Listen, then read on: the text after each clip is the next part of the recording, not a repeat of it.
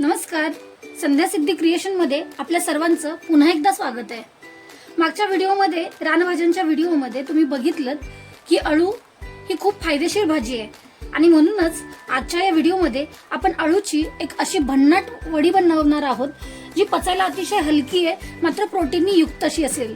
आणि त्यासाठी लागणारं साहित्य ही अळूची पानं, सोललेला लसूण, तांदूळाचं पीठ, बेसनचं पीठ, हे चिंच आणि गुळ भिजवलेला आहे.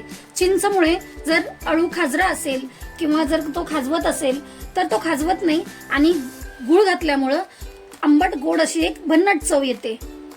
धने जिरे पावडर, चवीपुरतं मीठ, ओवा, हळद, हिरवी मिरची आणि महत्वाचा घटक जो प्रोटीननी भरलेला असेल तो म्हणजे मोड आलेले मूग.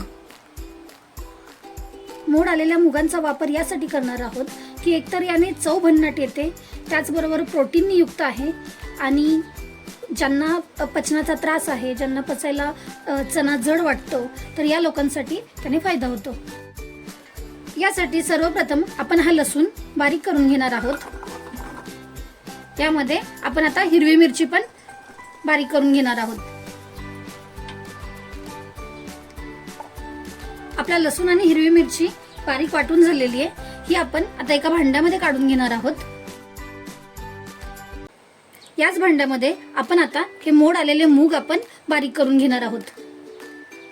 आपले मूग आता बारीक करून झालेले आहेत. हे मुगाचं वाटण आपण आता या मिरची आणि लसूण काढलेल्याच वाटणामध्ये टाकून घेणार आहोत. हे मूग बारीक करताना मी त्यात 1 चमचाभर पाणी घातलंय. आता आपण यामध्ये घालणार आहोत हे धने जिऱ्याची पावडर, चवीपुरतं मीठ, हा ओवा हातावर क्रश करून घ्यायचा आहे, हळद, तांदळाचं पीठ. तांदळाचं पीठ घातल्यामुळं अळूवडी जास्त वेळासाठी कुरकुरीत राहते. आपल्याला बाइंडिंगसाठी थोडं बेसनचं पीठ त्यात घालायचं आहे. यात शेवटी हे आपण चिंच गुळाचं पाणी घालून घेणार आहोत. आपण हे आता सगळं मिक्स करून घेऊयात. आपण हे मिश्रण आता अशा पद्धतीत ना जास्त घट्ट नाही पातळ असं आपण मिक्स करून घेतलंय. याच्यात तसं पाणी घालायची गरज नाही पडत, पण जर तुम्हाला असं कमी पडलं तर तुम्ही पाणी थोडं ऍडजस्ट करू शकता. सर्वप्रथम आपण या पानाची पाठीमागची देठाची बाजू आहे ती काढून घेऊयात. त्यासाठी सुरीच्या साह्यानं अशी त्याची देठाची बाजू आपण काढून घेणार आहोत.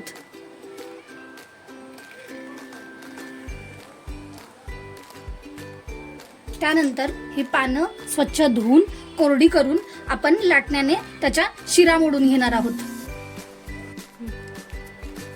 हे अळूच्या पानांच्या शिरा मोडण्यासाठी आपण हे पान पालथं घालायचंय आणि त्याच्या शिरेकडच्या बाजूने लाटण्याने असं प्रेस करून आपल्याला हे पान मऊ करून घ्यायचंय. बाजूला आपण पानांच्या आता पीठ हे लावून घेणार आहोत. हे पीठ जास्त जाड किंवा पातळ नाही करायचं, मध्यम लेअर येईल अशा पद्धतीत हे पीठ आपण लावून घेऊयात. आता दुसरं पान उलट ठेवूयात आणि त्यालाही पीठ लावून घेऊया. एकावर एक उलट सुलट मी 6 पानं लावलेली आहेत आणि आता याच्या ज्या कडा आहेत त्या कडा आपण अशा थोड्याशा फोल्ड करून घेणार आहोत, जेणेकरून आपला जो रोल आहे तो एकाच आकारामध्ये दिसेल. आता याच्यावर पण आपल्याला थोडंसं कडेला पीठ लावून घ्यायचंय, जेणेकरून की आपला रोल जो आहे तो सुटणार नाही, तो तसाचा तसा चिटकून राहील. खालच्या बाजूने याचा रोल घट्ट असा करून घेणार आहोत. हे आपल्याला शक्य तेवढं दाबून याचा घट्ट रोल करून घ्यायचंय. या रोलला आपण आता वरून थोडंसं पीठ लावणार आहोत, जेणेकरून की हा रोल आता सुटणार नाही.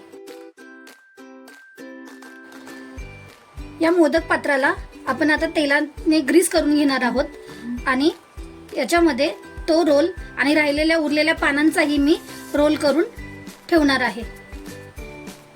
पातेल्यामध्ये मी पाणी उकळायला ठेवलंय आणि आमच्या गावाकडे असं म्हटलं जातं की जर काही उकडायचं असेल तर ते असंच पाणी रिकामं ठेवू नये, त्याच्यात काही ना काहीतरी टाकावं. काही नाही टाकलं तर किमान त्याच्यामध्ये 4 ज्वारीचे तरी दाणे टाकले जातात. खरं तर त्याच्या पाठीमागे अजून एक कारण असू शकतं. कदाचित एकाच वेळी 2 कामं व्हावी आणि आपला गॅस किंवा आपलं इंधन वाचावं यासाठी काही ना काहीतरी याच्यात शिजवलं जातं. कोणी चणे शिजवतं, तर आज मी याच्यामध्ये हे शेंगदाणे शिजायला टाकते. आणि आता आपण याला झाकण लावून ठेवणार आहोत. पाण्याला उकळी आली की आपण आपली अळूवडी उकडायला ठेवणार आहोत. आपल्या पाण्याला आता उकळी आली आहे. आपण आता याच्यावरती हे आपल्या अळूवड्यांची जी प्लेट आहे ती ठेवणार आहोत. आता आपण हा रोल मध्यम आचेवर अर्धा तासासाठी उकडून घेणार आहोत.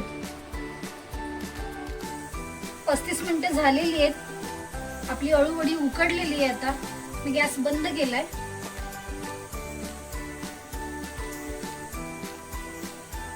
अळूवडी आपली आता फुगून टम्म झाली आहे. आता हिला आपण नॉर्मल टेम्परेचरला आणणार आहोत आणि त्यानंतर थोड्या वेळासाठी आपण त्याला फ्रीजमध्ये थंड करणार आहोत. फ्रीजमध्ये थंड केल्यामुळं वड्या व्यवस्थित कापल्या जातात, त्याचे तुकडे पडत नाहीत आणि आपल्याला हव्या तितक्या पातळ त्याच्या वड्या करता येतात. हा आपला रोल आता तयार झालाय. आपण याला आता कट करून घेऊयात. हा फ्रीजमध्ये थोड्या वेळासाठी थंड केलेला असल्यामुळं तो लगेचच कट होणार आहे आणि आपल्याला हव्या तितके त्याचे पातळ आकारामध्ये आपण काप करू शकतो. आपल्या वड्या आता कट करून झालेल्या आहेत. आपण या डीप फ्राय किंवा शालो फ्राय करू शकतो.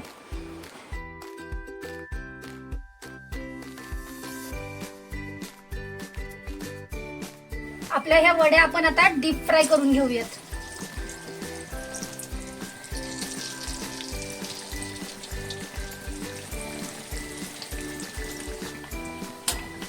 आपली वडी आता कुरकुरीत तळून झालेली आहे.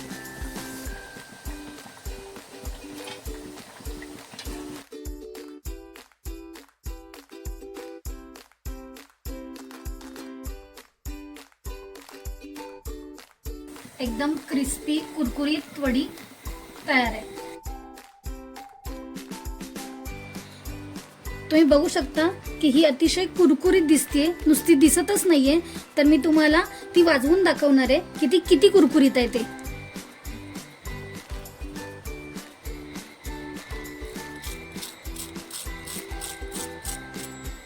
व्हिडिओ आवडल्यास लाईक करा, शेअर करा, कमेंट ही करा आणि जाता जाता आपल्या संध्या सिद्धी क्रिएशन या चॅनेलला सबस्क्राईब करायला अजिबात विसरू नका. थँक्यू.